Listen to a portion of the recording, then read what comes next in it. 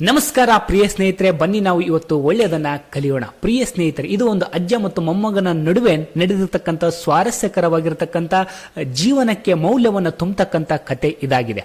ಒಮ್ಮೆ ಅಜ್ಜ ಮತ್ತು ಮೊಮ್ಮಗ ಒಂದು ದೇವಸ್ಥಾನಕ್ಕೆ ಹೋಗಿದ್ರು. ಅಜ್ಜ ಏನಿದ್ದ ದೇವಸ್ಥಾನದ ಅರ್ಚಕನಾಗಿದ್ದ.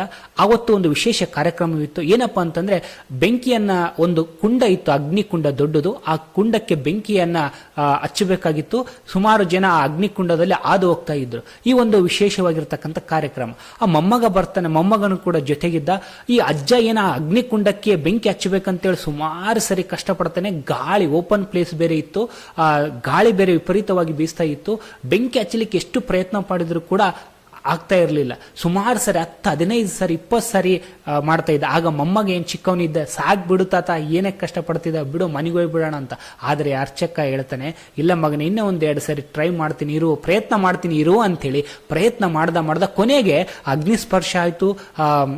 ಯಜ್ಞಕುಂಡದು ಬೆಂಕಿ ದಗದಗನೆ ಉರಿತಾ ಇತ್ತು. ಬೆಂಕಿ ಕುಂಡ ಸ್ವಲ್ಪ ಆರಿದ ನಂತರ, ಅದು ರಿಚುವಲ್ಸ್ ಏನಿತ್ತು, ಕಾರ್ಯಕ್ರಮದ ಏನಿತ್ತು, ಅದು ಆದ ನಂತರ ಅಗ್ನಿಕುಂಡದಲ್ಲಿ ಕೆಲವು ಜನ ಆದೋದ್ರು. ಇದಾದ ಸಂದರ್ಭದಲ್ಲಿ ತಾತ, ಆ ಮೊಮ್ಮಗ ಹೇಳ್ತಾನೆ, ತಾತ, ನಾನಾಗಿದ್ದರೆ ಬಿಟ್ಟೋಗ್ತಿದ್ದೆ, ಇಷ್ಟೊತ್ತು ಒಂದು ಅರ್ಧ ಗಂಟೆ ಆಯ್ತು ಅದು ಬೆಂಕಿ ಹಚ್ಚಲಿಕ್ಕೆ, ನೀನೇ ಆ ಬೆಂಕಿ ಹಚ್ತೀಯ, ನನಗಂತೂ ಬೇಜಾರಾಗಿತ್ತು, ಅದಕ್ಕೆ ನಾನು ಮನೆಗೆ ಹೋಗೋಣ ಅಂತಿದ್ದೆ ಅಂತ ಹೇಳ್ತಾನೆ. ಆವಾಗ ಅಜ್ಜ ಹೇಳ್ತಾನೆ, ಮಗನೇ, ಯಾವುದೊಂದು ಕೆಲಸ ಕೈಗೆತ್ಕೊಳ್ತೀವೋ ಅದನ್ನು ಅರ್ಧಕ್ಕೆ ನಿಲ್ಲಿಸಬಾರ್ದು ಅಂತ ಹೇಳ್ತಾನೆ. ನೋಡು, ನಮ್ಮ ದೇಹದಲ್ಲಿ 2 ಎತ್ತುಗಳಿದ್ದಾವೆ. ಎತ್ತಿಗೆ ನೀನು ಆಹಾರ ಜಾಸ್ತಿ ಕೊಡ್ತೀಯೋ ಆ ಎತ್ತು ಗೆಲ್ಲುತ್ತದೆ. ಉದಾಹರಣೆಗೆ 2 ಎತ್ತು ಅನ್ನೋದನ್ನ ಎಷ್ಟು ಸ್ಪಷ್ಟವಾಗಿ, ಎಷ್ಟು ಸ್ವಾರಸ್ಯಕರವಾಗಿ ವಿವರಣೆ ಮಾಡಿದ್ದಾನೆ ಅಜ್ಜ. ಏನಪ್ಪ ಅಂತಂದ್ರೆ, ಒಂದು ಒಳ್ಳೆಯ ಎತ್ತು, ಒಂದು ಸೋಮಾರಿತನ ಎತ್ತು. ಸೋಮಾರಿತನ ಎತ್ತು ಯಾವಾಗಲೂ ಸೋಲನ್ನ ಜಲ್ದಿ ಒಪ್ಕೊಂಡ್ಬಿಡುತ್ತೆ, ಅದಕ್ಕೆ ಆಹಾರ ಜಲ್ದಿ ಸಿಕ್ಬಿಡುತ್ತೆ, ಸಾಕ್ ಬಿಡು ಅಂತೇಳಿ ನಾವು ಅದಕ್ಕೆ ಆಹಾರ ಕೊಟ್ಬಿಡ್ತೀವಿ. ಆದರೆ ಗೆಲ್ಲುವ ಎತ್ತೇನಿದೆ, ಅದು ಆಹಾರಕ್ಕೆ ನಾವು ಕಡಿಮೆ ಕೊಡ್ತೀವಿ, ಹಾಗಾಗಿ ಅದು ಸೋತು ಬಿಡುತ್ತೆ. ಹಾಗಾಗಿ ಗೆಲ್ಲಬೇಕಾಗಿ, ಅಥವಾ ಗೆಲ್ಲುವ ಎತ್ತಿಗೆ, ನಮ್ಮ ಮನಸ್ಸಿನಲ್ಲಿ ಎತ್ತೇನಿದೆ ಆ ಎತ್ತಿಗೆ ಆಹಾರವನ್ನು ಜಾಸ್ತಿ ಕೊಟ್ಟರೆ ಆ ಎತ್ತು ಗೆಲ್ಲುತ್ತೆ.